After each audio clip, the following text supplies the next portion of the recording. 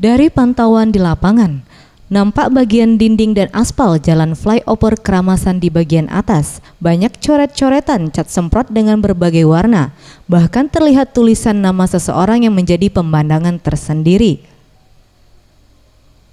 Tidak hanya coret-coretan, sampah pun terlihat berserakan di atas flyover tersebut. Hingga kabel listrik juga tampak masih berserakan di jalan flyover. Lia, salah seorang warga yang ditemui di bawah flyover Keramasan, menyesalkan dengan adanya coret-coretan di flyover tersebut. Karena mengganggu pemandangan pengendara yang melintas, perlu dilakukan pengawasan serta tindakan tegas untuk oknum yang kedapatan melakukan aksi tersebut. Nah, pendapat aku kan tidak benar itu. Sebenarnya kalau kota kita sudah dibagusi, janganlah dicoret-coret. Tangan-tangan jahilnya juga tidak ngerti apa, tidak baca. Jagolah keindahan kota Palembang kan. Harusnya benar, mendapat aja lah namanya.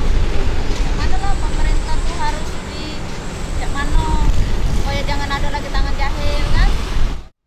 Tim Liputan, Sriwijaya TV.